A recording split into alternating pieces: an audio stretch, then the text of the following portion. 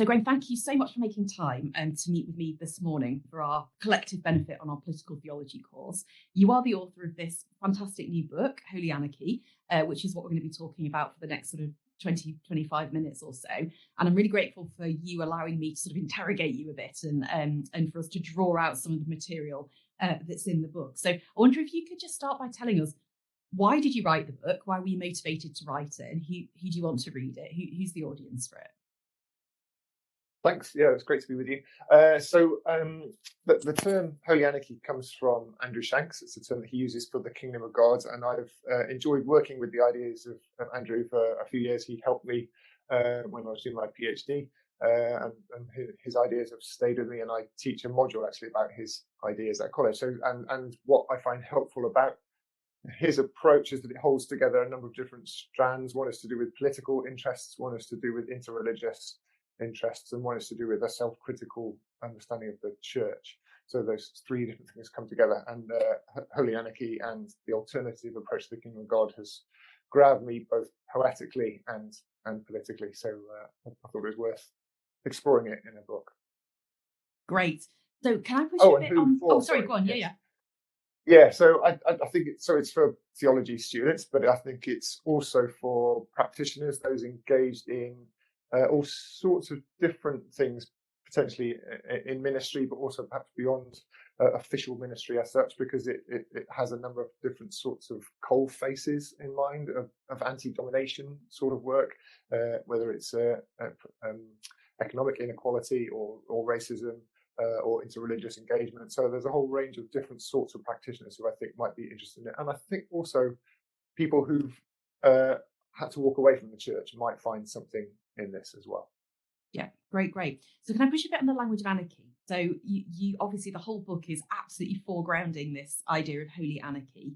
What does the idea of anarchy, that specific language, what's it representing or trying to capture for you? Why is it really important for your political language? Yeah, thanks. So Shanks uses it specifically in its sort of technical sense as a realm where there is no rule over, no domination, anarchy, and so specifically focuses on the kingdom of God as a realm where there is no domination.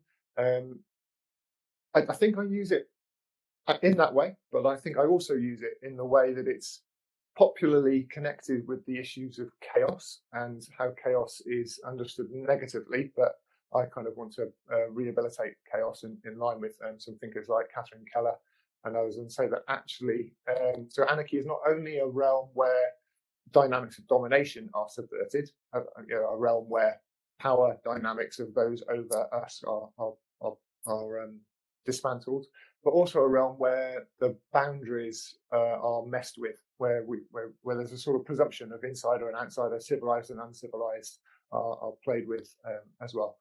Because the realm of the kingdom, which Jesus demonstrated, seems to be a realm where outsiders were included, and those who presumed to be insiders were actually unsettled. So it plays with the status of insider, outsider.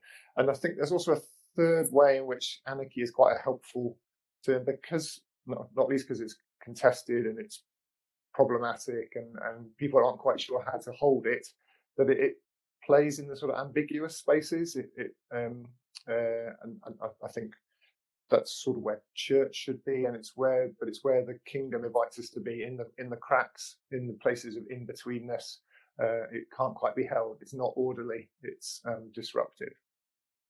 Great, that's really helpful. And then, I mean, you've alluded to this a bit, but just to kind of draw you a bit further on.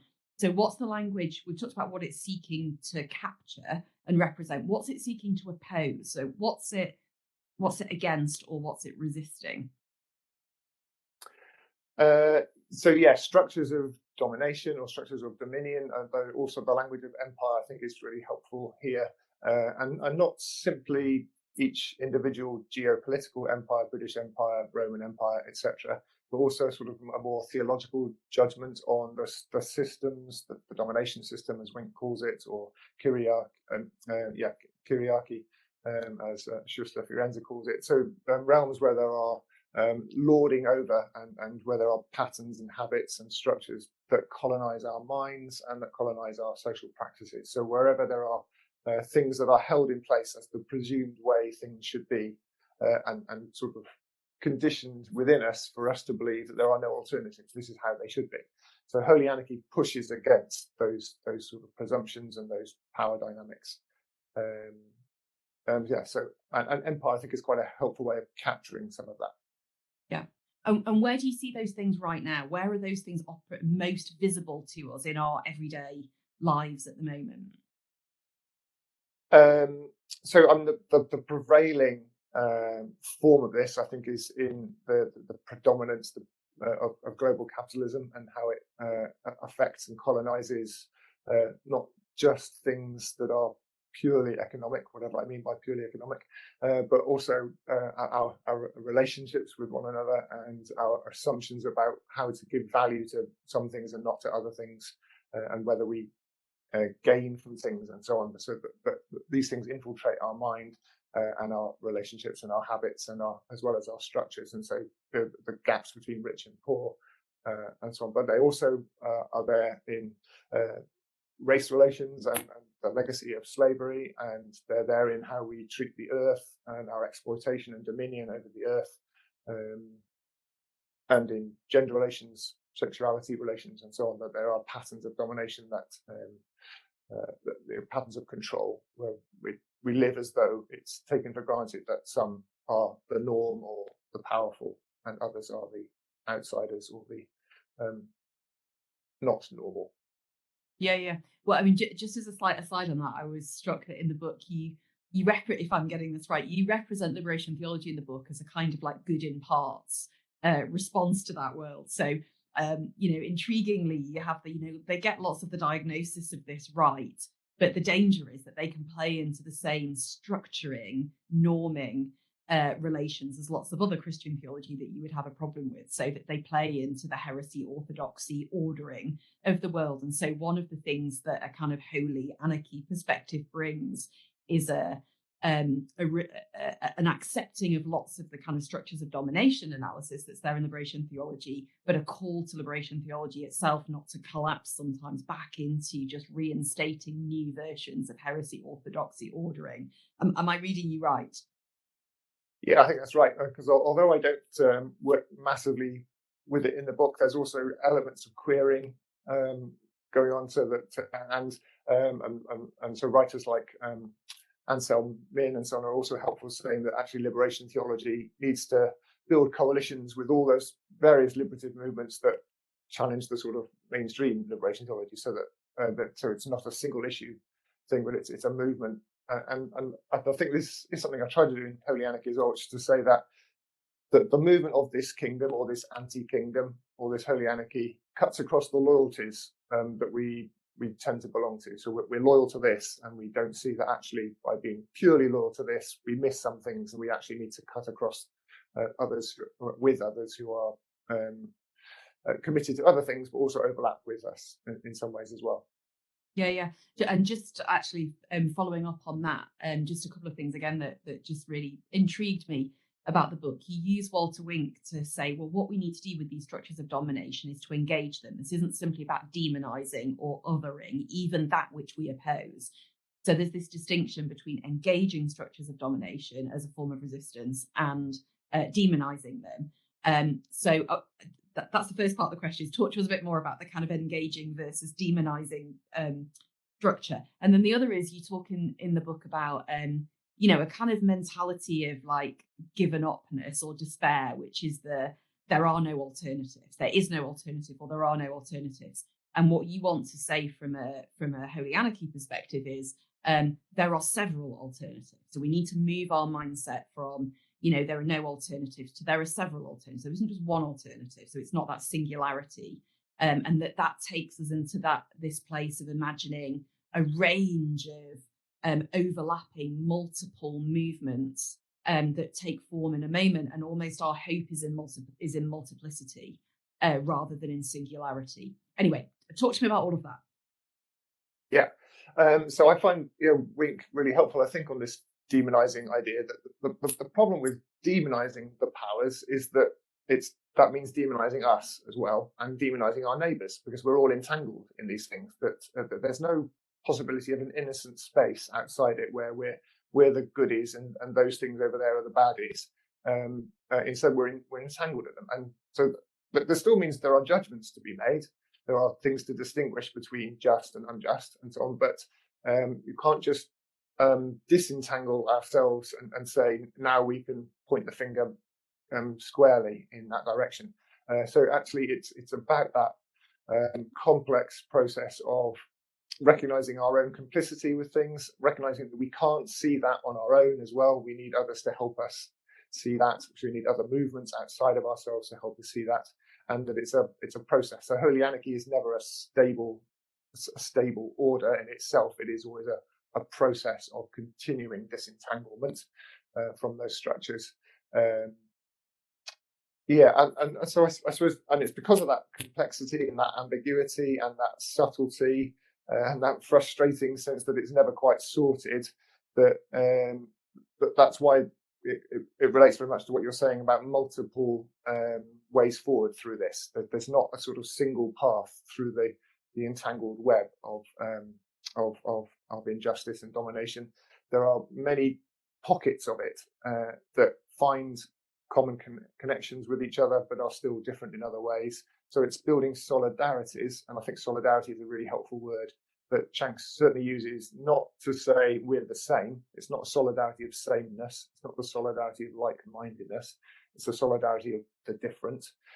And so we build a solidarity of the different, and in fact, solidarities of solidarities, because the movement that's happening in East Asia or in Minjung theology, or the movement that's happening in South Africa, or the movement that's happening in Latin America, they're not the same movements. They have some things in common, and we find connections between them, and they each diagnose the issues differently as well, but they're still saying some things in common as well. So yeah, it's a process that, with many different solutions, but what that is affirming in common is that there are alternatives. We live constantly with the pressure on us to succumb to the idea that there's no real alternatives. This is just how things have to be, but actually there are many. And one of the first things to do to sort of affirm that is to see that our imagination has itself been colonized and constrained, and faith traditions and political movements, was their first thing to do is to recover the possibility of alternative imagination, whether it's Brueggemann's prophetic imagination or all the other ways of expressing it. That's really helpful. And I mean, obviously, we're doing a course, the people who will be listening to this podcast are doing a course in political theology. And, we've been theologizing around ideas of kingdoms, two cities. We've been thinking about empire as a shaping reality out of which early Christian political theologies emerged. You're nervous of the language of empire and think that it takes on almost a transcendent value that should kind of worry us. And you play with the language of kingdom. So you're kind of, on the one hand, you're working with it, but you're also working to an extent in resistance to it as well. So talk to us about how you negotiate that landscape of the language, the kind of the Christian political imagination around kingdom language and empire language. Yeah, thanks. So I was really struck the first time I discovered that kingdom in the Greek, the basileia, can be kingdom and empire, and that just continues to sort of resonate with me. So I can't do away with the language of kingdom of God. It's there in our English translation, but actually it's really helpful because it reminds us that this is a political reality. The gospel is a social project for Jesus to proclaim the kingdom of God, the basileia of God, the empire of God, but at the same time showing us that this political project is an anti-empire, an anti-kingdom. It's a kingdom but like no other kingdoms. It's an empire but like no other empires. And that's one of the problems, I think, with the term, that if we're saying it's a kingdom but like no other kingdoms, I think, well, why call it a kingdom then? If it's an empire but like no other empires, well, why call it an empire then? Because we still then bring with us all the resonances of empire and kingdom to this thing that we say is not like those things. So we're constantly sort of torn in our minds. That's why it's helpful to refresh it and have alternatives for it, while also holding it together with that initial political impulse that it's about. So it's a political realm. It's about relationships. It's about how power is held amongst us. But the term in its origins is still problematic. And in Jesus' ministry, and he showed, I think, that he is subverting the very thing that he's talking about. So it is a kingdom like no other kingdom. It is actually an anarchy. So I think particularly he's subverting, and I'm trying to subvert the dynamics of power that happen in kingdoms, of those who are dominators and those who are the dominated. The problem with a kingdom, the problem with an empire, is it also is very clear about its boundaries and who is in and who is out. And it puts a lot of effort into policing those boundaries. And church has done that too, and policed its own presumption to be and to claim the kingdom. Whereas actually there's something about the agency that drives this alternative kingdom that is not about policing at all. It is about a graciousness that can't be contained by any of those dynamics. Yeah, that's fascinating. So in the context of that sort of that kind of fruitful contradiction, Simone Weil, who we'll look at later in the course, talks about the sites of fruitful contradiction, where you're holding something in tension that might look like it's simply an opposition, but in fact there's a fruitfulness in the holding together. And that strikes me as sort of a version of what you're doing with kingdom language there. You talk in the book about, particularly towards the end, and obviously again drawn a bit from Andrew Shanks's language, you talk about faith as shakenness. So we're not called into something that's simply, and again, it's a slightly, for those theologians who want to say order is the principal sort of characteristic of what God brings to the world. You're talking about faith as a constant experience of shakenness, because God is constantly, in order to have God's reign, there's a constant disruptiveness in the false forms of order that we create in the world. So that means that the characteristic feel of faith is a shakenness. Talk to us about that language of faith as shakenness. Yeah, thanks. So firstly, order is problematic because although we live in a world where order is what people seem to seek, it's never quite what people think it is. So we're told that Western liberal democracies are orderly, but they still have within them so many disorderly, shameful, so much shameful neglect of so many people, and disparaging of so many people, and demonization of so many people, and so on. So the orderliness is still damaging to so many people and to the earth. So orderliness is not quite what it's cracked up to be. So God as chaos, Marcilla Althers-Reed talks about God as chaos and so on. It has that impulse of God messing with our presumption, our complacency, our indifference, our taken for grantedness of things. So Shanks talks about shakenness as this impulse that shakes us out of the lies that we live within, the half-truths, the complacencies, the indifferences, again. It comes initially from the context of dissent against the Soviet systems. The solidarity of the shaken was a term that Jan Patočka talked about in terms of a coming together of people who are becoming aware of how they're living within lies. And it seems that is quite a helpful way to think of faith as well. So Shanks doesn't directly say faith is shakenness, but I sort of bring those two things together to suggest that faith. So if God is the God of anarchy, of chaos, of messing with our prevailing power dynamics and insider-outsider boundaries, God is shaking us out of lies and revelation. God's revelation of how things are and how things could be involves a shaking process. Perhaps the Greek word metanoia, translated as repentance, but also meaning turning around, captures this to some sense, and also that we are being turned around, we are being alerted to the fact that the direction of travel we're on is not what we think it is. It's deepening the damage that we do to each other and the earth, whereas shakenness opens us up. So faith then is to be sort of grabbed hold of this, is to be woken up to this dynamic, unsettled, disrupted. What I also find, though, is that it doesn't mean it's just people of faith who are being shaken, and therefore faith in itself is not something that's just to do with the object that you think you're putting your faith in.